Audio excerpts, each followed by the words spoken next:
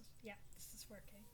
Hi, today is Tuesday, July the 23rd, and today I would like to talk about me.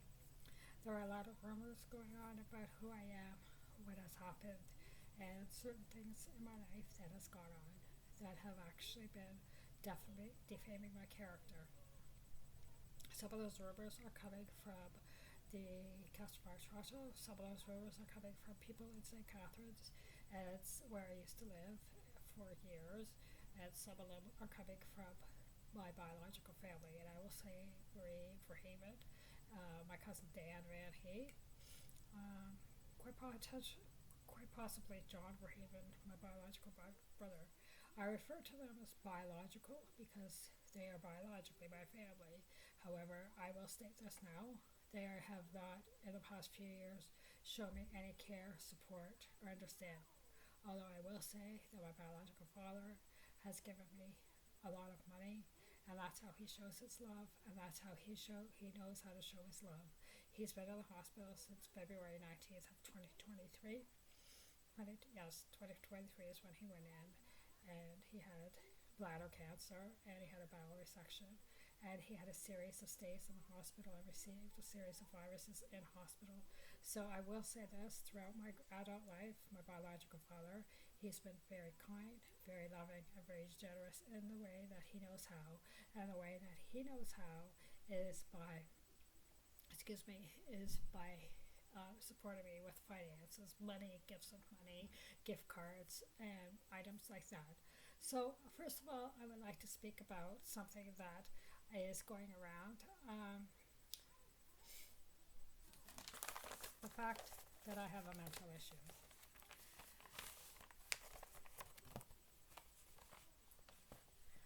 I was in North Carolina in November of this year.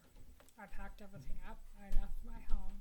It wasn't really a home. I left my place in St. Catharines, and everything is in storage in St. Catharines. I sold my furniture. Well, I gave my furniture to someone, to Linda Clausen. She said she was giving it to a Ukrainian family or something or other, so I don't know whether it is right now.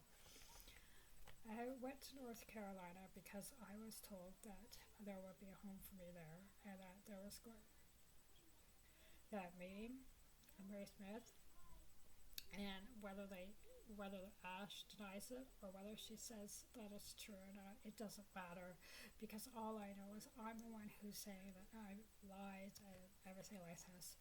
So I will say this: there was a relationship that me and Murray had, and he did arrange to have me brought down to North Carolina.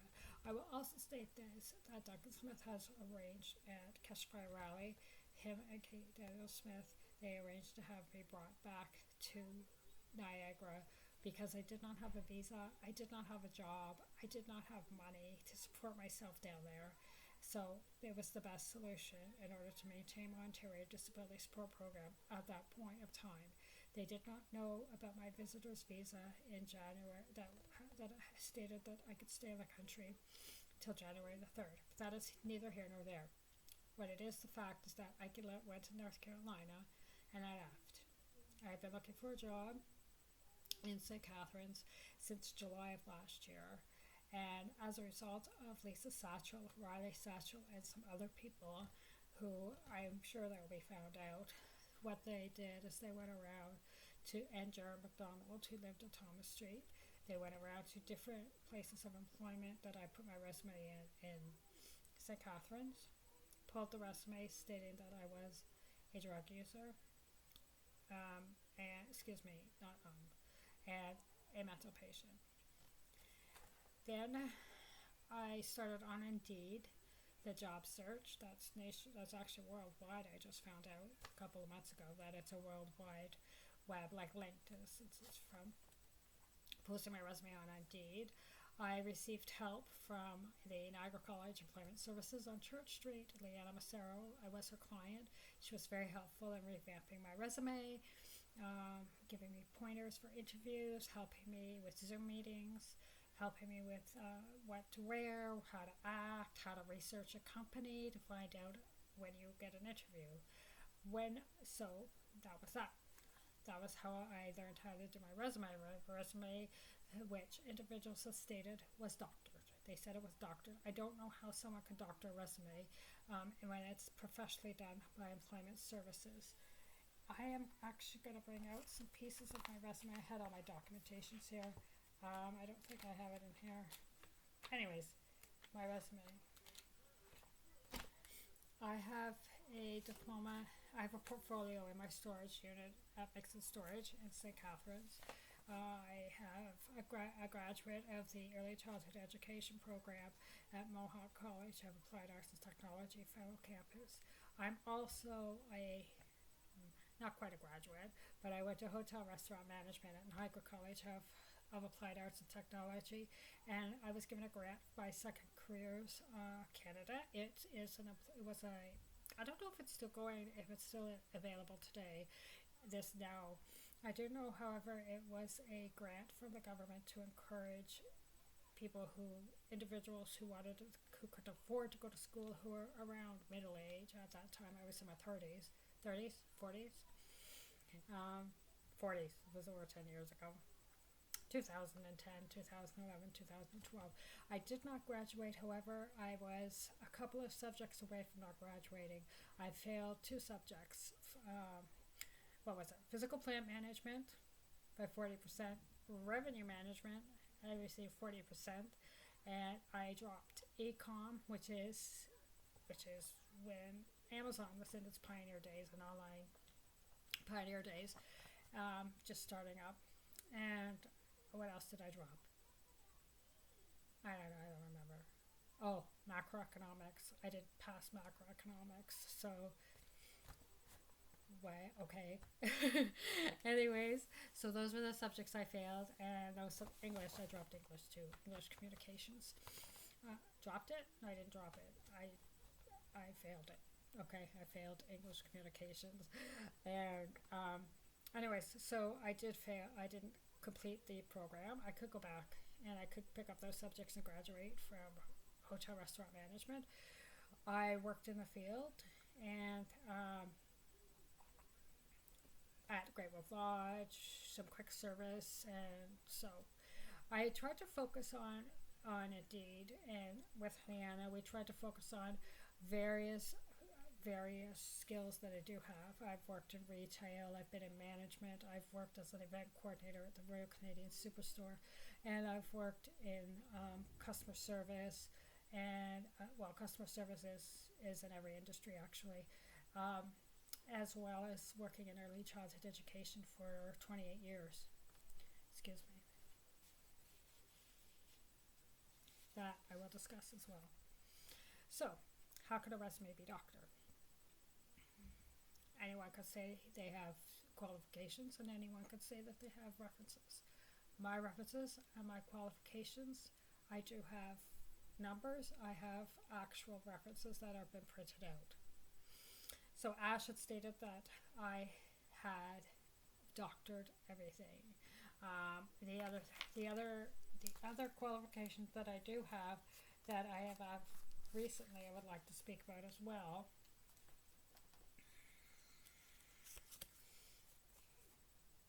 Let's see. First aid. St. John's First Aid and CPR, Child First Aid and Child CPR.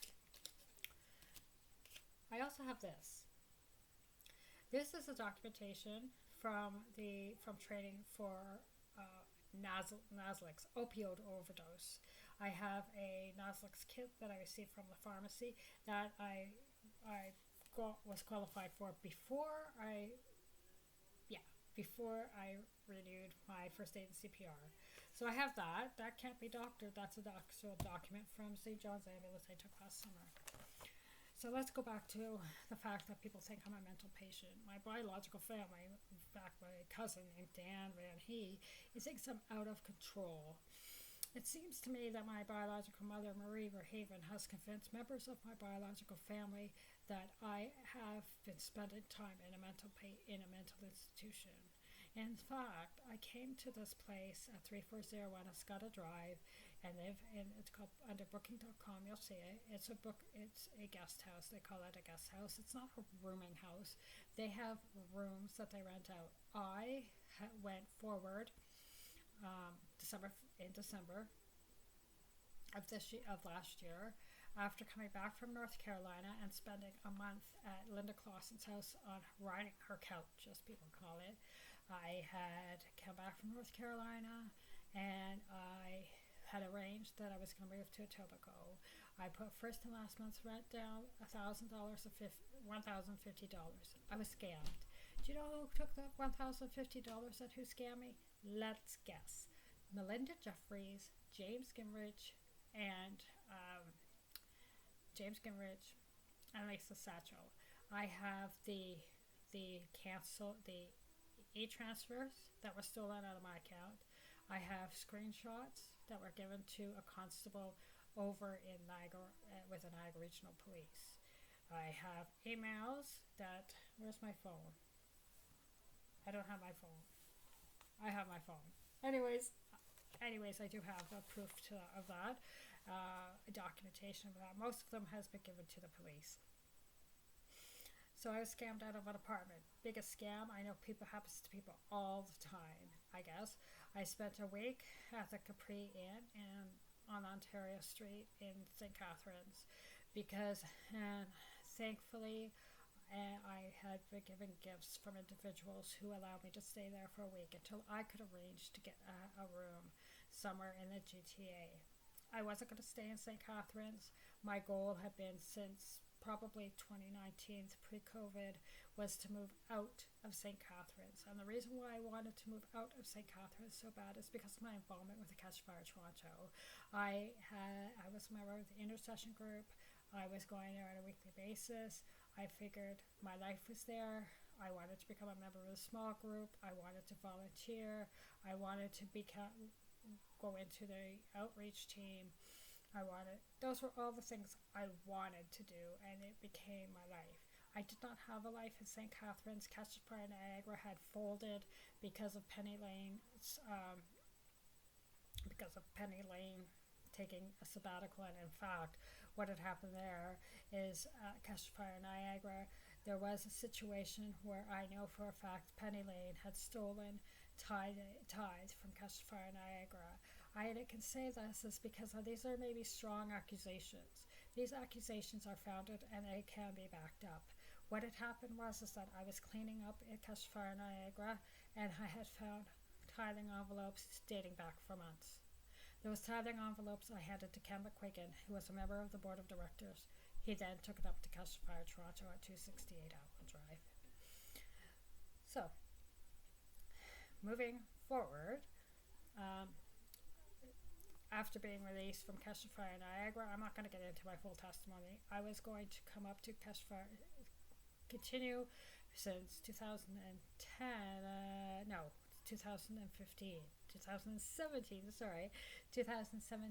was I had become a member of Catch Fire Toronto tithing member.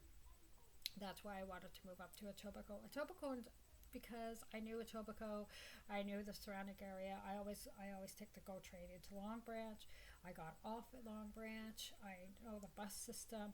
I was a nanny for some time, but I lived over in Leslieville, and the family lived over by Trinity Bellwoods Park. So I'm quite knowledgeable around Toronto.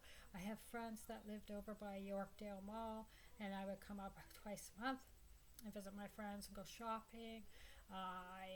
In addition, I also went to Humber College at some point when I was about 18 years old, and took radio broadcasting. So Toronto, in actuality, has been a place where I'm familiar, a place where I, not only as a tourist coming in, visiting, going to the theater, going to museums, going to the CNE, which are tourist attractions, but coming in from Niagara, there was no life for me in Niagara for years and years and years. It was always going to Toronto, going to Catch the Fire.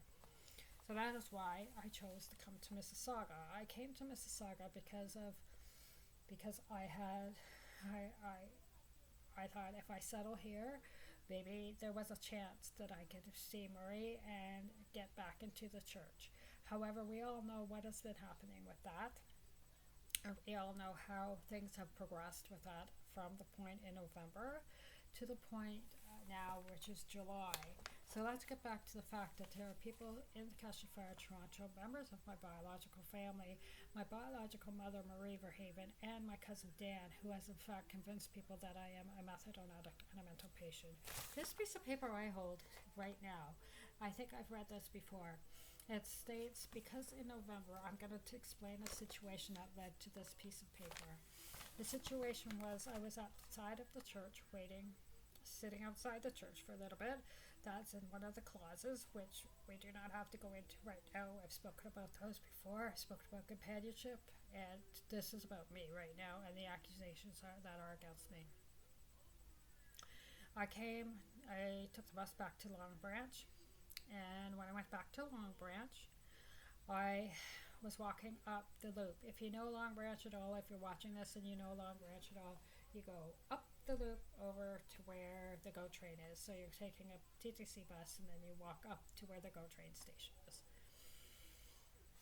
And at that point, as I walked out, like a movie, Murray Smith stepped out of the darkness. He stopped. He didn't look at me. Well, he looked at me. He didn't say a word. I stopped in my tracks. I didn't look. I just looked at him. And then he turned and walked away. I don't know who was there with him. I could speculate and say Ash was there, but I'm not going to speculate because that's just guessing.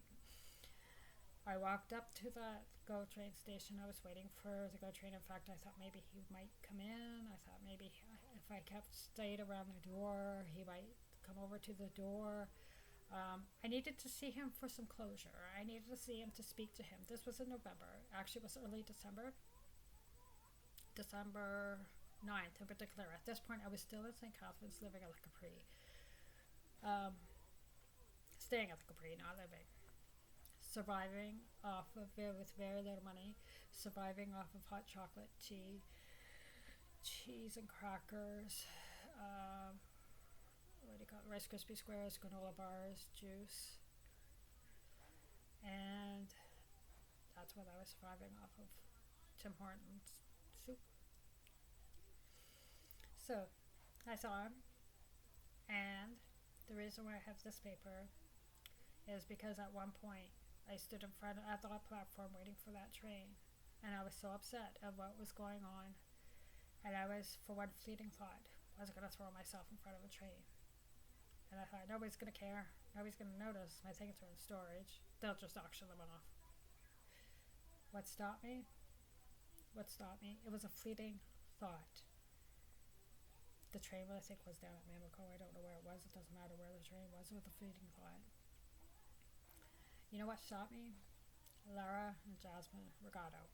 They didn't physically stop me, but Lara and Jasmine Regato. The thought of those two little girls and having to be explained to their mother, by Melanie, or by their granny, or whoever, to tell them that they call me Auntie Michelle, that Auntie Michelle died. And how was Laura and Jasmine Regato going to take that as two little girls who love me and who I love them very dearly, and Summer as well, love them very dearly? How are they gonna take that as two little girls? That stopped me. The other thing that stopped me was Duncan and Kate Smith. Duncan Smith and Kate Daniels Smith. Those two individuals who are presidents of the church, and yes, I've spoken before, who Duncan is my companion, and yes, who I've spoken before, who I am very familiar with. I can say familiar, but I love them both dearly. I consider Kate Daniels Smith a very strong influence in my life. Very strong.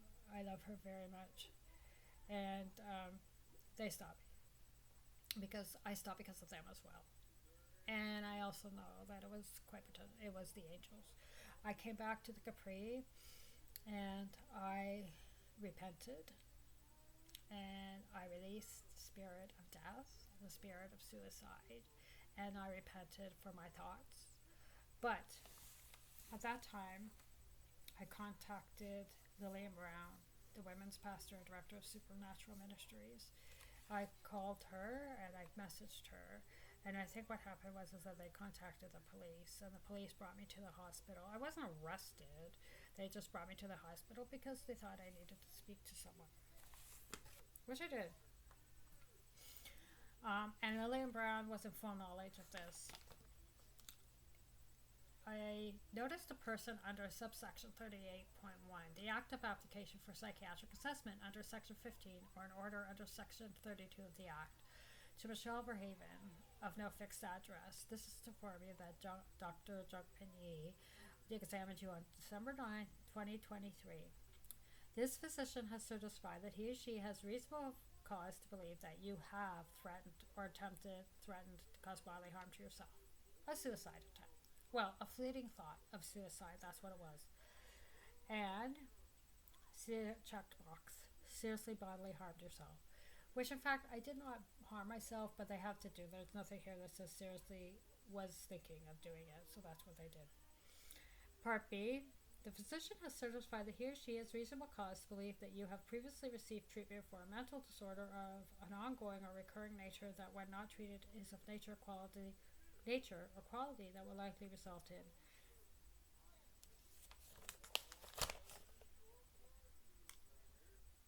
nothing has been checked that I've had a previous mental disorder. Page 2. Given your history of mental disorder and current mental or physical condition, you are likely to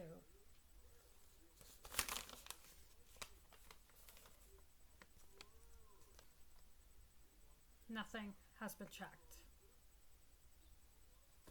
What that essentially means is that I would have had, if they would have checked that, I would have had a history of a mental disorder like everybody has been stating. The application has sufficient right to hold you in custody in the hospital for up to 24 hours. You have the right to retain and instruct a lawyer without delay. They discharged me. The only reason why they kept me, and this is the signature, December 9th, 2023. The only reason why they kept me overnight was because my things went in from the room. The police informed me that they had put them in the garage, in the storage from the room. They also informed me that they could not bring me to a shelter. The reason why, I was told that they could send me to a shelter, or I could spend the night in the mental wellness center at the St. Catherine's General Hospital. And I had no food, so there was food. I also, and the doctor said no. The doctor said no. They've gone home for the rest of the day. So the housing individual. So I stayed there basically because Melinda Jeffries' brother, Kevin Jeffries, that's his name. I guess that's his name now. I don't know what his name is today. Had threatened me that I would be killed. Leave this earth. I say leave this earth because I release the spirit of death, and I do not want to say that again. Anyways, I say leave this earth. That's what I say. So, and where was my biological family who's accusing me of being a mental patient, who's accusing me of being in a mental hospital, who's accusing me of being out of control, who's accusing me, throwing accusations about me? And where was my friends who allowed me to be with them for a month?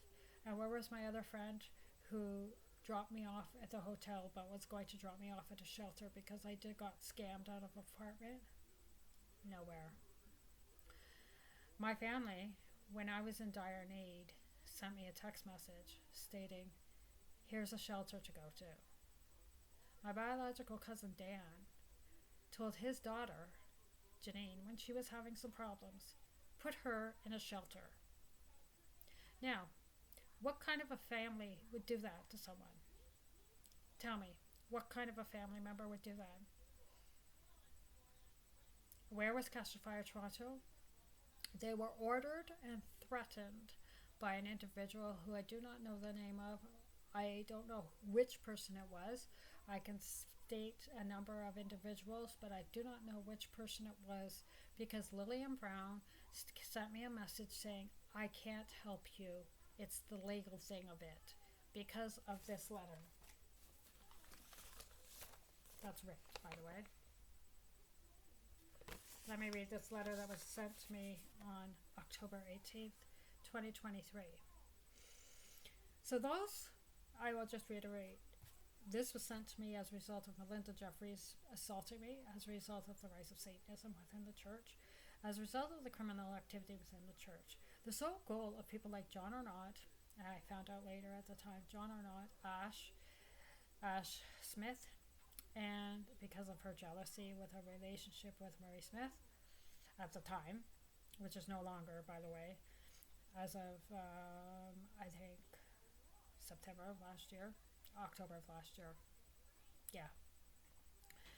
Anyways, because of that, and because Melinda Jeffries and her involvement in satanic activity, and the whole goal for Lisa and Greg and everyone was to get me out of the church. They succeeded. Dear Michelle Verhaven, we hope this letter finds you well. Before I start reading this, I will also want to state that there are people like Sandra Long, and there are people like Steve Long, and there are people like Duncan Smith and Kate Daniel Smith, who did everything within their power to stop this from happening. They had meeting after meeting after meeting after meeting after meeting after meeting. We hope this letter finds you well. We are writing to formally notify you that, effective immediately, you are no longer welcome on any properties belonging to Cashfire Toronto. Following the incident at the Cashfire Conference on September 30th, 2023 at around 2:30 p.m. when you were notified of being trespassed for 1 month by verbal notice, we are extending the trespass notice permanently with immediate effect. This decision has been made after careful consideration of your recent actions that have had a negative impact on our environment. Over the past year, we have observed a series of incidents that raise serious concerns. These serious incidents include, but are not limited to, physical aggression towards a member of our staff, elbowing them while they are reasonably performing their duties, refusal to leave the premises when asked to do so after attempting to stay in the sanctuary outside of operating hours, continued harassing communication to church leaders. These actions are not in line with the standards and values of our church. We've always strived to maintain a safe environment for all employees, congregants, and visitors, and your behavior was compromised this. Please be aware that this decision is not taken lightly, and we believe it is in the best interest of the church and its employees. It is not our expectation that you respect the decision and refrain from visiting any of our properties henceforth. Any attempt to trespass on our premises or engage in any unauthorized activities related to the organization will be met with the police being immediately notified and any further appropriate legal action. We are committed to upholding the security of our team and congregation. We will not tolerate any actions that jeopardize them. This notice applies to 272 Atwell, 268 Atwell, 10 Marmac Drive, all digital Catch the Fire Toronto meeting locations, including but limited to Zoom calls, Google Meets, Facebook chats, etc. Any and all present of or future Catch the Fire Toronto holdings. We sincerely hope that you use this experience to make positive changes in your life and conduct.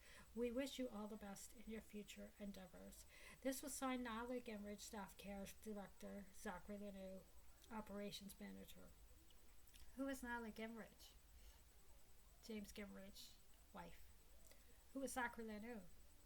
Zachary Lanou is now a known Satanist who has actually raped a number of unfortunate young women and young men and School of Ministry individuals, in addition to has been following me, stalking me, and was seen in Union Station with a pistol attempting to kidnap me, and today, when I was at Air Mills Town Centre, was screaming at me and seen with a pistol, has repeatedly threatened me. So, let me just state, I wrote a letter. Physical aggression towards a member of our staff, elbowing them while they were reasonably performing their duties. First of all, in Ontario, there is called an Ontario Trespassing Act. In Ontario, if you are doing something on someone's property, you have to have, and they want to charge you with trespassing or notify you that you are trespassing. What happens is that there needs to be signs. So what has happened in actuality is Ash did not want me standing where I was in worship. Melinda Jeffries, with her large body and face, came and grabbed me by the arm. I had bruises that I showed a screenshot to a Detective Constable Adam Hagelin at the 23rd Division, in which when I started to file charges, and so there, I elbowed her when I was turning. As I was leaving the sanctuary and I had to contact the ambulance, my blood pressure, me, a known stroke, minor stroke in 2014, a minor heart attack victim in 2013, had my blood pressure went down to 170, no, it was 135 over 48. And then by the time the ambulance got there, my blood pressure was 177 over 92. I almost suffered another stroke. They wanted to take me to the emergency, but where are the EMS reports? They magically disappeared. Where is the security camera to show exactly what happened that day? Besides the security camera and the police officer, excuse me, who's head of security and operations for the staff? Known Satanists and proclaimed Satanists. Melinda Jeffries and Zachary Leno. So those charges didn't stick. Refusal to leave the premises. Let me explain that. I had, in fact, was trying to contact people. Lillian Brown. I tried to contact Lillian Brown, and I also tried to contact Ash in regards to the fact that I needed a place to go to, a safe place to go to. It has been my experience that a church that is proclaiming to be my family. I have been a member of Catch the Fire Toronto Airport Christian Fellowship since 1996. I was there when it was a vineyard. I was there. No, I did not have any experience seeing John Wimber personally speaking, but I've been there that long. I went to satellite churches in St. Catharines, the St. Catharines Vineyard, the Father's House, and Catch the Fire Niagara. So I have been a member of that church. Where was I going from there? Oh, yes. So it has been my experience that within churches, especially a church of this size, like Catch the Fire Toronto, or any church, that if there is a member who's suffering, who is in need. I do know this because when I was a Pioneer Girls leader at Scott Street Mennonite Brethren Church, two of the girls who were in my girls group within the group that I was leading contacted me because their uncle or their father, who was drunk, was threatening them, and they were in a situation. So I went and picked them up, and I brought them to the director's home. Now, you see, that's something that happens. You get somebody out of an unsafe situation, and you help them, and you bring them to a safe situation. Now, I did not know what to do. I came to the church because I was in danger, and I had contacted the police, and the police did not care. Niagara Regional Police, every time I contacted them, they did not care. Anyways, so Melinda Jeffries came in and said, it's time to leave because I have to lock up the building. Let me tell you something. This is going to be a long one. In the old days, in 1997, 98, 99, back in those days, there was no one locking up the building. I would go there, and the presence of the Holy Spirit would be so amazing. I wouldn't leave there until 5 in the morning. It wasn't like, okay, it's 2 o'clock, it's time we have to go. 12 o'clock, it's time. Lunch is waiting over at Swiss Chalet. Oh yeah, we got to get to Starbucks. No, we have to close up. We have to end the service because we have to go to the cafe. Because though that is the spirit of religion stating, you have to leave because the agenda states that we have to leave. Now let me tell you, back in the old days, there wasn't like that. Not at all. And that's why the enemy is coming in. I personally think, among other things, that's how it happened. But anyways, so leave the presence. Let me get me preaching. When you leave the sanctuary. So I said, okay. So I have my lunch. Like I always bring my lunch because generally I would be traveling. I would leave at 2:30 at Redford Transit Station, and so I would eat my lunch on the way to Niagara, usually on the Burlington Go bus. So I had my lunch with me, so I sat outside. Melinda Jeffries came over and said, I need to talk to you. This is Ben Strickland, another proclaimed Satanist that I found out. Please do not say that I'm falsely accusing. All of this has been spoken to me, and I do have full knowledge. So I'm not just shouting out names of people, and you might want to say that I'm being vindictive. What's going on now is that Melinda Jeffries is being known as an upstanding individual to certain individuals in the church. What you see here is her saving face. What you see with me is someone who has lost a lot of weight, someone who is living in a home, someone else's home, living in a room, who left St. Catherine's, who could potentially look like they have a mental issue, who could potentially be vindictive because of what has happened to her because of this. I'm not being vindictive. What I'm doing is I'm just stating the truth. And it'll be up to you, individuals who see this, to pray about it, or to have, you can have your own opinions about it. Anyways, what was I talking about? Yes, Melinda Jeffries. She came over to me, hun, and I looked at her. I said, don't call me hun. I'm not your hun. I will never be your hun. Why don't you go back to St. Catherine's? You should go back to St. Catherine's. Can you go to a shelter?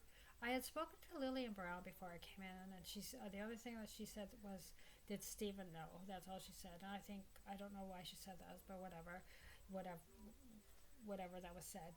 And I actually spoke to Stephen, and I said, Steve, is Sandra around? He says, we have to leave for a meeting in half an hour. So I wasn't had an opportunity. So in actuality, because of what has happened, it has become Melinda Jeffries who controls the leadership that are righteous, strong, honest, and true because of her satanic behavior and because of the enemy that has gotten in. So anyways, and that was their goal. Their goal was this. So I left. Anyways, continued harassing communication church leaders. That is a bold-faced lie. Any and all communication to the church leaders were in actuality emails. Anyways, so that's that. And that was based on the fact that they think I have a preconceived mental disorder. This is an actuality, an act. That is not doctored. I carry it around with me in case anyone wants to accuse me of that and calls the police or whatever they want to do. Next. So, that's that. I had spoken earlier about the fact that I have a job. Now, someone stated that the job was doctored, that I was lying. I don't have a job. This is a registration for the job that I do have. And what it is, it's a research company. This is for HR. I'm carrying it now because I'm getting it. I printed it out. It's a research company, and their satellite company is out of the U.S. It's surveying, sitting there for 8 hours doing surveys in the U.S. Right now we're doing a survey about the upcoming election. That's all it is. I get paid $17.55 an hour to sit there for 8 hours a day to do surveys. That's not a hard job. I will be doing it remotely. That's why I bought a laptop. And guess who's been there? Jonathan Sergato. He was there yesterday. He had followed me down to work. I work at the office in Scarborough for the next couple of days. It takes me 3 hours to get there, 3 hours to get back. I have to go via Union Station, take the Stouffville line out to Kennedy, take a TTC over to the office. So it's a long journey, and it's a long journey back. I didn't get back last night until 1 o'clock in the morning. Me, who used to go to bed at 7:30 because of the fact that back in 2014 I had a stroke and a heart attack, and I was used to going to bed so early. So it is a doctor job. This is my first paycheck in 7 years. $171. That's it. Way to go.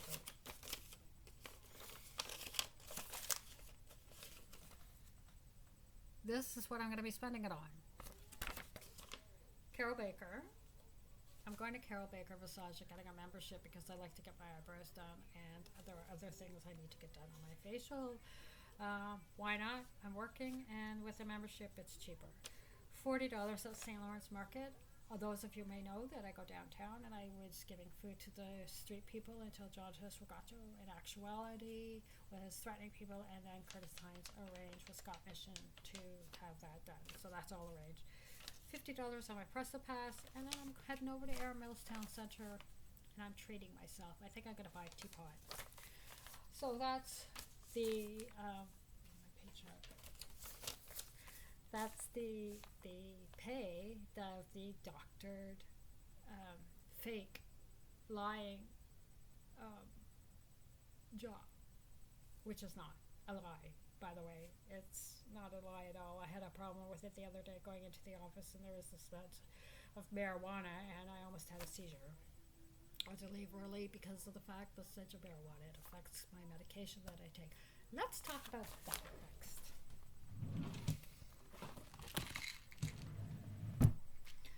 40 minutes, we're doing well. I do have a sermon, by the way, that hopefully I'll be saying. If you haven't seen it already, it's called Carrying the Cross, a Journey to Freedom on YouTube. I posted it. So, okay, we're going to talk about this medication because people say I'm a drug addict. All right, let's talk about that next. Diazoxam. I had a heart attack, a minor heart attack, like I said, in 2013, November 2013. Diazoxam is a blood pressure control pill. Oh, you can't see what this is. Alright, the label. Where is it? This is called Divaprox.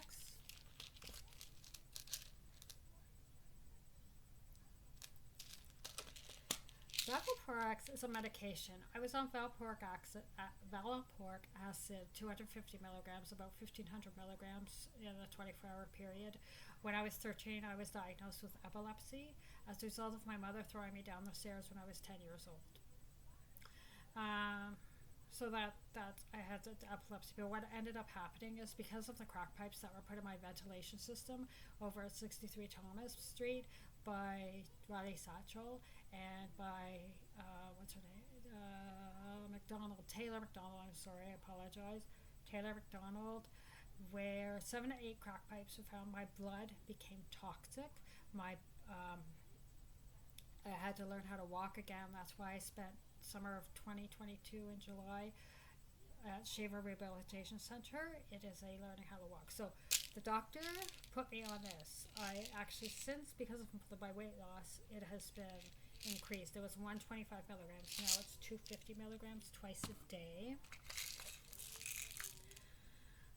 I can't say this medication. It's called Pregabalin. Yeah. This medication is actually been prescribed to go along with this medication because of the blood toxicity that was diagnosed back in summer of 2022 because of the crack pipes that were put in my ventilation system. This helps me with regulate, I guess what it was is to regulate my nerves, because what has happened was my blood became so toxic that I couldn't hold anything. It was awful, realistically. I couldn't hold a can of juice. Levothyroxine. You see? Levothyroxine, when I was in grade 8, I developed mononucleosis, a virus, and what happened is it burnt my thyroid. So as a result of that, I was hypothyroid, I think now I'm hyper. They've had to readjust this medication as well, so that's that. That's why I take that. Junior aspirin. This is the no-name brand because it was cheaper. I take this, 81 milligrams. When I suffered my TIA stroke back in February 20th at 4:15 p.m. on 2014. My neurologist, Dr. Catherine Stoltz in St. Catherine's, recommended, prescribed, not recommended. And it's cheaper to buy over the counter because what happens is the pharmacy charges $20 for the dispensing fee, and then it can be free because OHIP doesn't cover it. So this is $6.97. Now I can't say this either. the what's it called? Anyways, it's Crestor. This is Rustifit. This is Ros. Anyways, this is Crestor. It is a cholesterol pill. Anyone who knows me and my diet knows the fact that I love to have fats and I love butter. And anyways, my cardiologist, Dr. Emilio Romando, over at Lakeshore Cardiology in St. Catharines, on Martindale Road. It's not on Lakeshore. It's called Lakeshore Cardiology, and it's on Martindale Road. Anyways, he put me on the Didalzam. He put me on the cholesterol pill, and that's what he did when I had a attack. So those are my medications that people think I'm a drug addict. That's the other thing I would like to discuss. I just pushed my laptop back. So, drug addiction. I do like to say, however, I did try marijuana. I smoked marijuana when I was younger. I had friends who were in the homosexual and lesbians. They were homosexuals and lesbians. I've spoken about homosexuals and lesbians before in our community. There is nothing in my eyes. All they are. It's a community of people who've been abandoned, who've been rejected, and who majority of them have been abused, and that is why physically and sexually, and that is why they become homosexuals or homosexuals or lesbians, transgender or bisexual.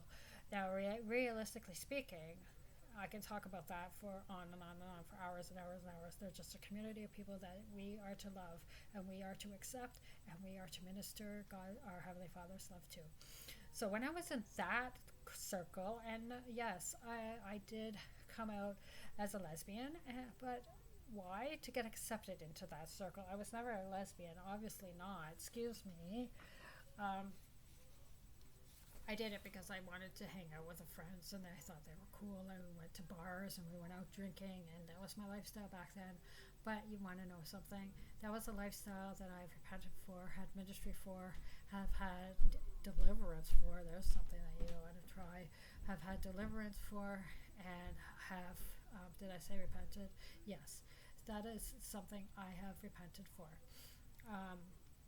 So, in fact, how could I be a lesbian and have the most wonderful man in the world that I'm a companion to? Yes, I have just put that out there. I did smoke marijuana on a regular basis at that point. I have stories. That's when marijuana wasn't legal, and that's when I had friends who were homosexuals, would contact dealers. We all know what dealers did. Legalizing marijuana, they would say, put dealers out of business. But that's neither here nor there. So, anyway, yes, that's how I know the smell of marijuana. I don't smoke marijuana any longer. I used to smoke cigarettes. I don't smoke cigarettes. I gave up cigarette smoking. I smoked cigarettes from the age 12 to age 14. Then I was an athlete, so I didn't smoke cigarettes. But then I started smoking again when I was in my early 20s and stopped smoking. I think I was in my early 30s. Yes, my early 30s. In actuality, because my whole testimony is I accepted Jesus Lord and Savior when I was 20, and then I backslid, and then I came back, and so I can get into my testimony another time. Right now we're talking about the accusations for defaming my character. What else? So marijuana, drug use. Crystal methadone has been an accusation. When I was in the hospital having, where is it?